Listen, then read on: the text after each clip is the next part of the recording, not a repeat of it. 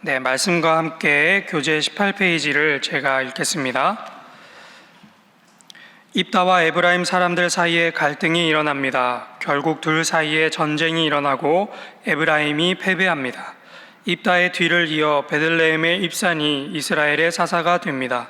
그 뒤를 이어 비라돈 사람 압돈이 이스라엘의 사사가 됩니다. 이스라엘 자손이 다시 여호와의 목전에 악을 행하고 블레셋이 이스라엘을 괴롭힙니다. 그때 여호와의 사자가 단 지파의 마노아에 임신하지 못하는 아내에게 나타나시고 태어날 아이가 나실인으로 살 것을 요구합니다. 여인이 아들을 낳음에 이름을 삼손이라 합니다. 네, 위 목사님께서는 해외 선교지 세미나 일정 가운데 있습니다. 순탄한 일정을 위해 계속 기도해 주시기를 바랍니다. 네, 사랑하는 신인의 성도 여러분, 어제도 뵙고 오늘도 뵈니까 어제보다 오늘이 더 기쁘지 않은가 하는 생각을 한번 해봅니다. 요즘 날씨가 정말 많이 무더운데 신실하신 하나님께서 여기에 있는 우리 모두에게 이 무더위와 습한 날씨를 이길 만한 체력과 건강을 허락하여 주시기를 주님의 이름으로 축복합니다. 어제 우리는 사사기 10장과 11장의 말씀을 통해서 3명의 사사를 살펴보았습니다. 사사 돌라, 야일, 그리고 오늘 이야기까지 이어나가는 입다의 이야기입니다. 어제는 우리가 3명의 사사를 본문을 통해 살펴봤는데 오늘은 몇 명을 살펴보게 될까요? 오늘은 5명입니다. 5명. 5명의 모습을, 사사들의 모습을 우리 함께 살펴보도록 하겠습니다. 우리가 오늘 먼저 살펴볼 첫 번째 사사는 어제의 이야기에 이어서 계속해서 등장하는 사사입니다. 사사 입다라고 하는 사사.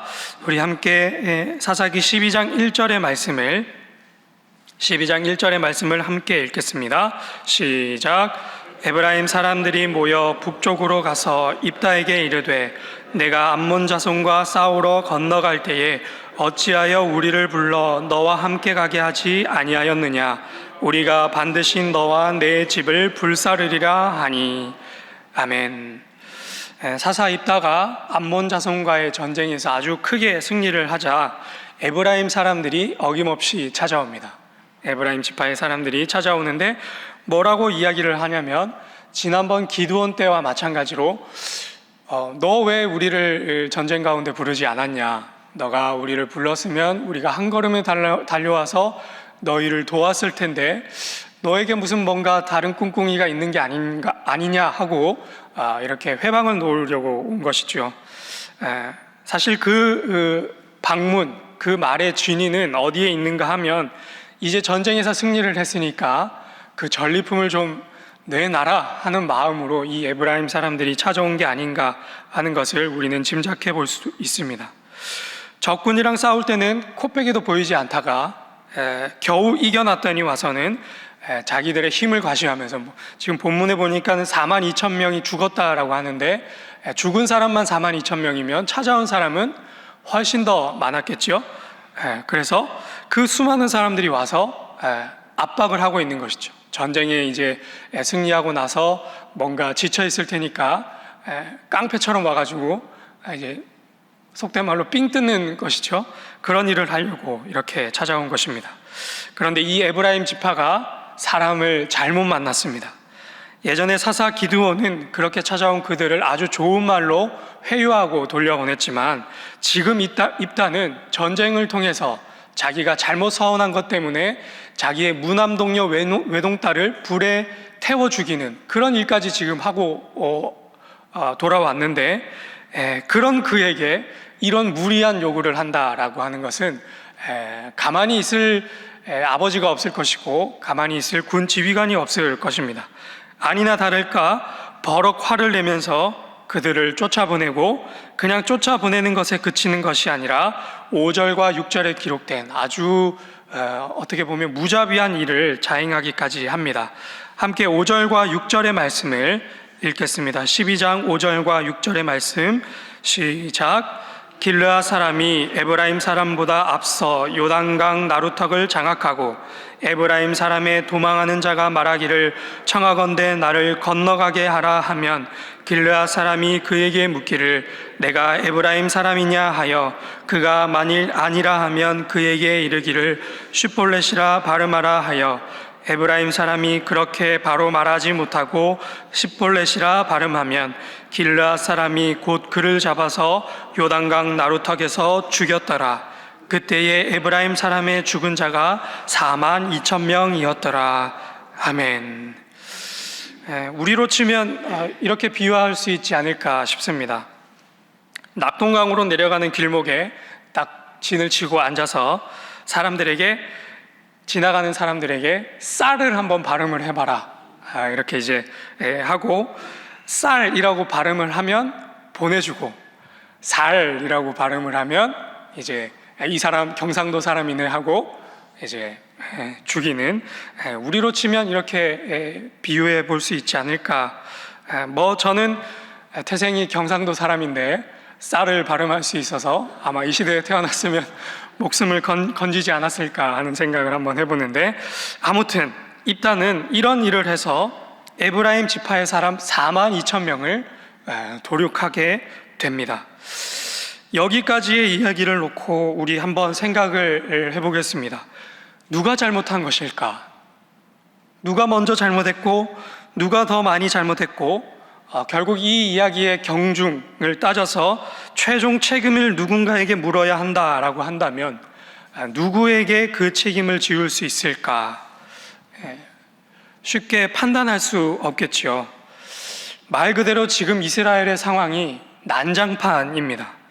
같은 민족으로서 전쟁을 도와주기는커녕 전쟁을 치를 때에는 코빼기도 보이지 않다가 전리품만 챙기려고 하는 깡패 지파가 있는가 하면 그 깡패 지파의 분계에서 같은 민족 42,000명을 죽이는 사람들이 있고, 참 난장판이다 하는 생각을 해봅니다. 그 이야기가 있고 난 뒤로 이제 3명의 사사들이 등장을 하는데, 8절에 보면 입산이라고 하는 사람이 이스라엘의 사사가 되었습니다. 9절에 보면 참 재밌는 일들이 일어나는데요. 어제 우리가 살펴본 사사 야엘에게는 아들들이 있었는데 몇 명이 있었죠? 어제는 30명의 아들이 있었고 그 30명에게 그 성읍을 물려줬더라, 그렇게 기록을 하고 있었는데, 9절에 기록되어 있는 사사 입산에게는 아들 30명은 우습고 딸까지 30명이 있었다라고 기록이 되어 있습니다. 그리고 뒤이어서 11절에 스불론 사람 엘론이 사사가 되었는데 다행히 그에게는 아들과 딸에 대한 기록은 등장하지 않습니다. 그리고 13절에 그 뒤를 이어서 압돈이 사사가 되었는데 그는 더합니다. 어떤 아들이 몇 명이 있었는가?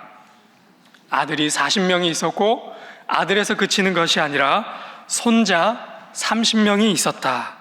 그리고 어린 낙이 70마리를 그들이 타고 다녔다라고 기록하고 있습니다. 얼마나 재산이 많고 부유하고 많은 권력이 있었는지, 부인이 많았는지, 아들이 40명, 누구는 아들이 30에 딸이 30명, 손자들까지 30명. 그냥 평범한 사람이 그런 것이 아니라 사사로 부름받은 사람들이 이러한 부를 축적하고 그런 권력을 대물림하고 있는 모습, 사사로서 하라는 구원은 하지 않고 부와 권력을 축적하고 상속하고 누리고 있는 그런 모습을 우리는 본문을 통해서 확인할 수 있습니다. 어제에 이어서 도대체 왜 이렇게 혼란스러운 이야기들이 사사시대에 가득했는가? 사사기는 도대체 우리에게 무엇을 말하고자 이러한 이야기들을 계속해서 반복해서 우리에게 들려주고 있는가? 좀 섣부른 결말이기는 하지만 그 이유는 사사기의 마지막 부분 21장 25절에서 확인할 수 있습니다. 우리 나중에 한번 살펴보겠지만 사사기 마지막 부분 21장 25절의 말씀을 함께 찾아서 읽어보겠습니다. 사사기 21장 25절의 말씀, 마지막 구절인데요. 우리 함께 한 목소리로 읽겠습니다. 시작. 그때에 이스라엘에 왕이 없으므로 사람이 각기 자기의 소견에 옳은 대로 행하였더라. 아멘. 이스라엘에 왕이 없으므로 사람이 각기 자기의 소견에 옳은 대로 행하였더라. 그래서 오늘 우리 함께 기도할 첫 번째 기도 제목은 우리에게 왕이 있음을 기억하게 하소서입니다. 우리에게 왕이 있음을 기억하게 하소서. 우리에게 왕이 있음을 기억하게 하소서. 이스라엘을 다스리는 왕은 누구입니까? 다윗입니까? 솔로몬입니까? 아니면 역대 지략에 기록되어 있는 그 수많은 왕들입니까? 앞서서 말씀해 주셨듯이 그렇지 않다라고 하는 것을 우리는 잘 알고 있습니다. 이스라엘을 다스리시고 이스라엘에 대한 주권을 가지고 계신 분은 하나님이시죠. 그런데 사사기는 마지막 결론에서 왜 이런 혼란스러운 일들이 계속해서 일어나는가에 대한 이유를 분명하게 밝힙니다.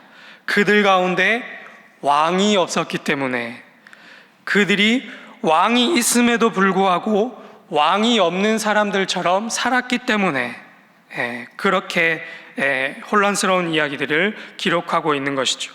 그들이 왕을 두려워하지 않았기 때문에 사사들이 재산을 축적하고 자기의 이름들을 세우고 또 여러 가지 민족들, 백성들은 자기들끼리 치고받고 싸우고 그런 일들이 일어나는 것이죠. 동족이 동족을 죽이고 배신하고 또 힘있고 권세 있는 자는 민족과 이웃을 돌보는 일보다 자신의 성읍을 세우고 그 세를 더욱 공고히 하는 일에만 열을 올리는 이유, 그들에게 왕이 있었으나 왕이 있는 것처럼 그들이 살지 않았기 때문입니다. 사랑하는 신일의 성도 여러분, 우리에게도 사사시대의 이러한 모습들이 없다고는 할 수 없겠습니다.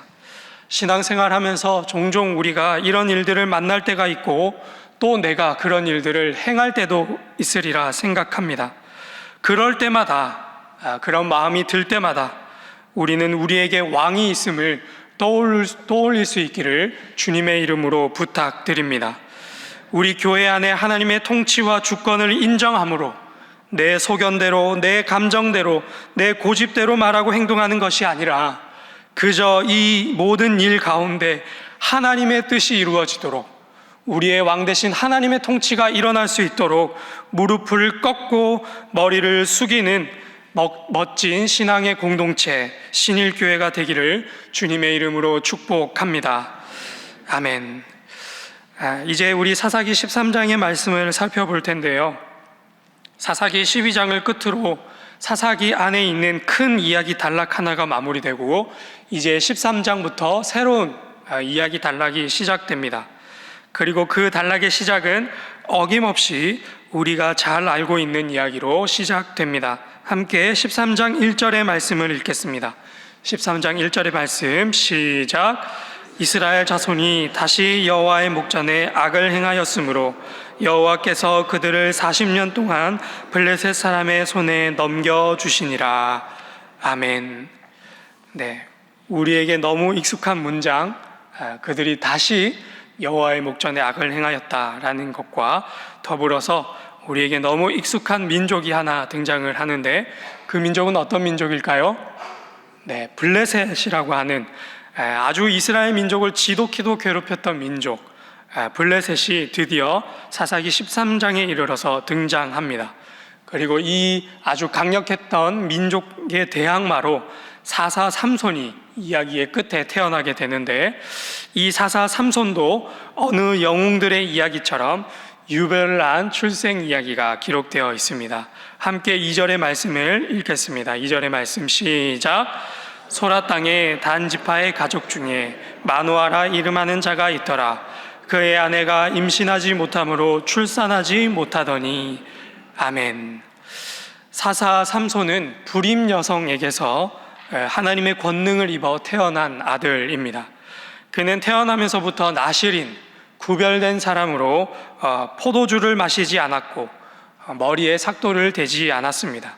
하나님께서 특별히 이스라엘 민족을 이 아주 강력했던 철기 문화로 아주 강력한 군사력을 가지고 있었던 블레셋으로부터 구원하시기 위해서 태어날 때부터 택정하신 사람이다라고 우리는 생각해 볼 수 있겠습니다. 그렇게 사사기 13장은 그의 출생에 대한 이야기를 그리고 있습니다. 우리가 13장의 이야기를 읽으면서 생각해 봐야 할 것이 하나 있는데, 그것은 바로 마노아와 그의 아내의 영적 분별력, 영적 지혜, 영적 지식이 어떠했는가 하는 것입니다. 불임 여성 마노아의 아내에게 여호와의 사자가 나타납니다. 그리고 그녀에게 이제 곧 아들을 낳게 될 것이고 그 아들이 온 이스라엘을 블레셋으로부터 구원하게 될 사람이다라고 말합니다. 그리고 그를 특별히 성별할 것을, 나실인으로 성별할 것을 명령합니다. 포도주를 마시지 말고 머리에 삭도를 대지 말라. 이에 그녀는 남편 마노아에게 이 이야기를 전합니다. 그런데 6절의 말씀을 살펴보면 좀 이상한 구절이 있습니다. 바로 이 여호와의 사자를 어떻게 표현하고 있는가라는 것인데, 6절에는 이 여호와의 사자를 무엇으로 표현하고 있는가 하면 하나님의 사람이라고 표현을 합니다. 대개 구약 성경에 있어서 여호와의 사자는 곧 하나님으로 우리가 생각해서 볼 수 있는데, 이 마노아의 아내는 이 하나님을 뭐라고 이야기를 하는가 하면 사람이다라고 표현을 하고 있는 것이죠. 하나님을 만났음에도 불구하고 그것을 하나님으로 알지 못하고 그분은 사람이다라고 이야기를 하고 있습니다. 이러한 영적 무지함은 마노아와 그의 아내가 뒤이어 계속해서 이 여호와의 사자를 부르는 호칭에서 우리는 확인할 수 있는데, 8절에도 하나님의 사람이다 기록이 되어 있고, 10절에는 그 사람 기록이 되어 있고, 11절에도 그 사람, 그리고 12절에는 보통 여호와의 사자를 만나면 사람이 그분을 칭할 때에 주님이다라고 칭하는데, 주다라고 칭하는데 주님이 아니라 당신이라고 표현을 하고 있고, 13절에도 주님이 아니라 당신 이렇게 표현을 하고 있습니다. 그리고 마지막 16절에서 이렇게 기록합니다. 그가 여호와의 사자인 줄을 마노아가 알지 못함이었더라.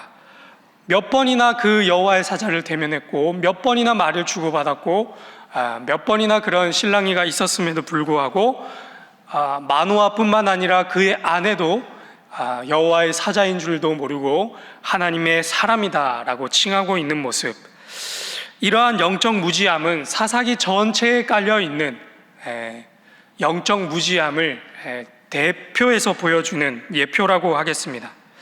결국에는 이들이 마지막에 와서 여호와의 사자가 제단으로부터 하늘로 올라가는 것을 보고서야 이 사람이 아니라 여호와의 사자 곧 하나님이었다는 것을 깨닫게 되는 것이죠. 그래서 오늘 우리 함께 기도할 마지막 두 번째 기도 제목은 우리에게 영적 안목과 분별력을 허락하여 주옵소서입니다. 우리에게 영적 안목과 분별력을 허락하여 주옵소서. 사사시대에 그들이 각자 자기의 소견대로 옳은 대로 행한 이유는 그들에게 왕이 있음에도 왕을 왕으로 보지 못하는 이러한 영적 분별력이 없었기 때문입니다. 그래서 사랑하는 신일교회 성도 여러분, 우리는 영적으로 깨어 있어야 하는 줄로 믿습니다. 다행히 마노아와 그의 아내의 시대에는 종말의 때가 아닌지라 하나님을 하나님으로 알지 못하였음에도 불구하고 괜찮았겠지만, 우리는 마지막 때에 살고 있는 사람들이라 하나님을 하나님으로 알지 못하게 되면 결국에는 우리가 이단과 사이비의 잘못된 가르침에 빠지게 될 가능성이 높고, 결국에는 영적 안일함에 빠져 기름을 준비하지 못한 다섯 처녀처럼 하나님의 천국 잔치에 들어가게 되지 못할 줄도 모르겠습니다. 그렇기 때문에 사랑하는 신일교회 모든 성도 여러분, 오늘 하나님 앞에 기도하실 때에 우리에게 영적 분별력을 허락하여 주십시오. 그리하여서 우리가 왕 되신 하나님을 왕으로 발견하게 되는 역사가 있게 하여 주십시오.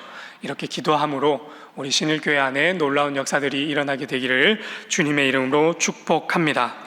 우리 이 시간 함께 기도하겠습니다. 먼저 첫 번째 기도 제목은 하나님, 우리에게 왕이 있음을 우리가 믿음으로 고백하고 살아내게 하여 주십시오. 기도하시고, 두 번째로는 우리에게 영적 안목과 분별력을 허락하여 주십시오. 기도하시고, 오늘은 특별히 나라와 민족을 위해서 기도하시고, 또 위임 목사님을 위해 우리 함께 한마음 한뜻으로 주님 앞에 기도하겠습니다. 주여 믿습니다. 주여 믿습니다. 주여 믿습니다.